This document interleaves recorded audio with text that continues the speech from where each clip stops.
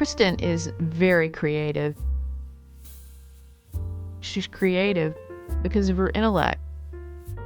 To paint, you have to see what's not there first. You have to lay down the shadow before you build to what most people see. Kristen Carlson was the creative spark behind many of the rule changes, legal efforts, and innovative programs that shaped the citrus industry over the last 40 years. Because she didn't grow up in citrus, she often approached problems with a fresh perspective, something that proved invaluable during the industry's toughest challenges. Kristen, known over her long career under different married names, was born on February 13, 1954 in St. John's, Newfoundland, where her father, an Air Force pilot, was stationed. The fourth of 5 children, she traveled with her family, moving frequently across the U.S. and abroad. A standout student, Kristen excelled in swimming and was both head cheerleader and homecoming queen at her high school in Okinawa. Her family settled in Tampa, and Kristen went on to earn a journalism degree from the University of Florida in just 3 years, then completed her law degree at Stetson University in 1977. After early work in small firms and the Pasco County State Attorney's Office, Kristen joined the Florida Department of Citrus in 1980, first as senior attorney, then rising to general counsel. Knowing little of the industry when she began, Kristen was a quick study and soon became very familiar with Chapter 601 of the Florida statutes, the Florida Citrus Code.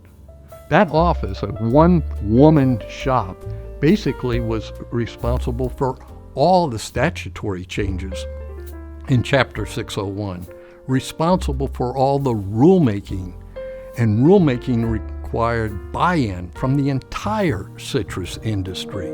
With determination, Kristen did get buy-in from growers, packers, and processors, guiding the industry through a myriad of regulatory challenges and establishing official standards for Florida citrus.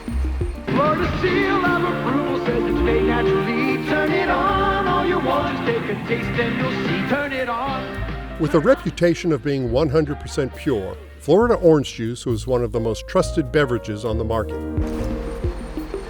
In the 1980s, despite a series of devastating freezes, Florida processors continued to maintain the integrity of the product. Their reputation would soon be threatened, however, when out-of-state processors began adding sugar and additives to lower costs, then marketing the mixture as 100% orange juice, a process known as adulteration. We have found from our tests that we've conducted that the product appears adulterated. While Florida processors protested, federal regulators showed little interest in intervening. The lack of concern, if you will, by USDA, FDA was more than troubling. The growers and the commission went to the department. What can you do? Bernie Lester trotted down to my office and said, "What do you know about adulteration?" I said, "Nothing."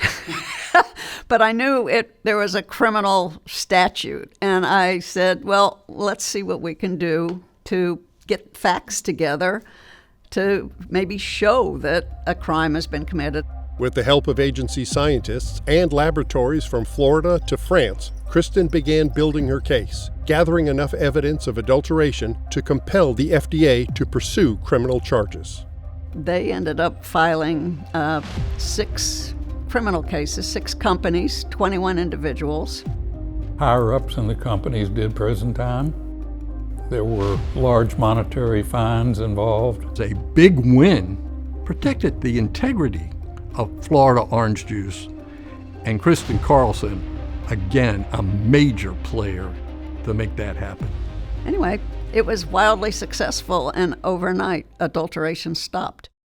In 1993, after 12 years with the department, Kristen left the DOC to open her own private practice, leaving behind an important legacy. After Kristen came and was so very successful, more women were hired. We really couldn't appreciate at the time. But Kristen was breaking ground for us, those that came behind her. Kristen has paved the way for a lot of women like myself to come into this industry that is and has been for years male-dominated and to really make an impact.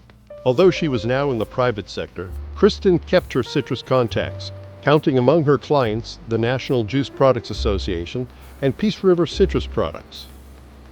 With a command of federal rules and regulations and decades of legal and strategic experience in the citrus sector, her services were frequently called upon by the offices of McFarland, Ferguson, and McMullen, a firm she eventually joined in 2001.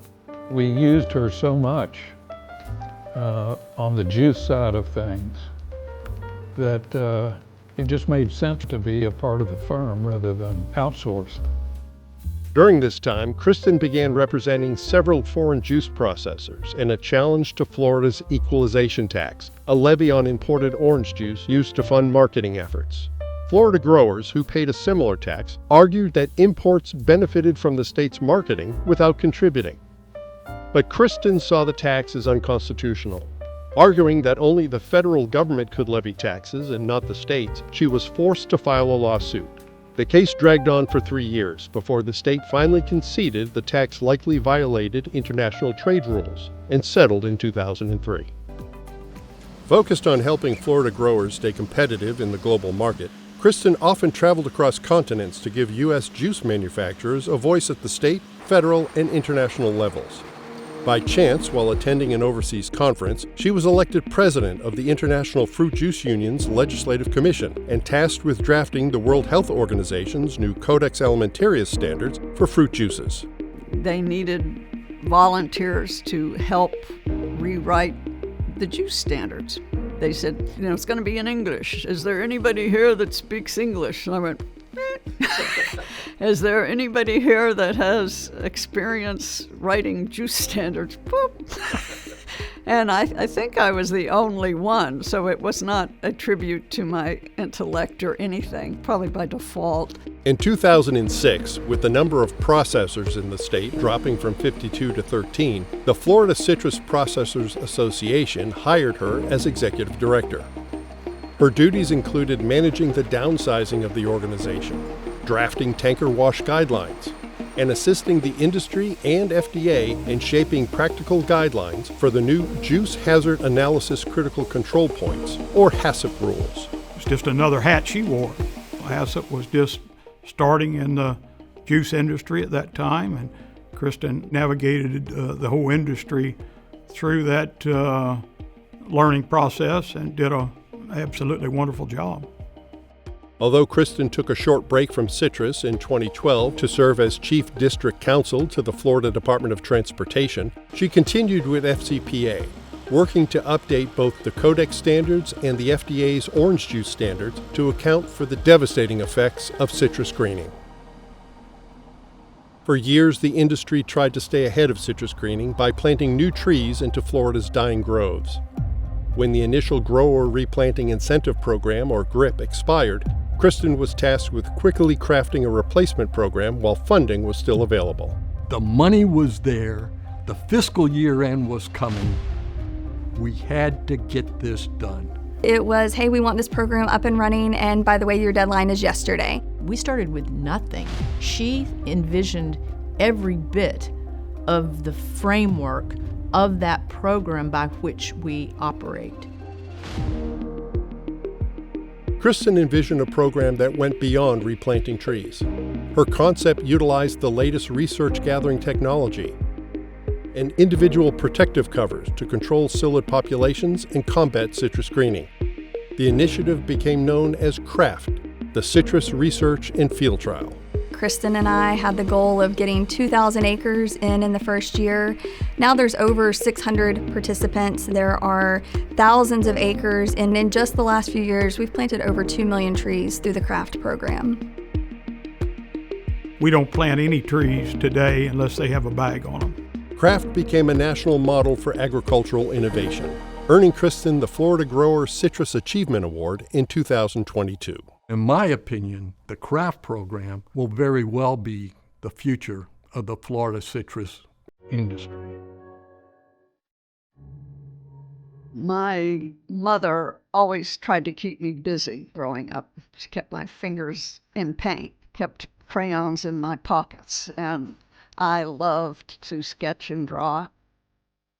Now semi-retired, Kristen still enjoys the challenge. of taking a blank canvas and creating something completely original for others to see.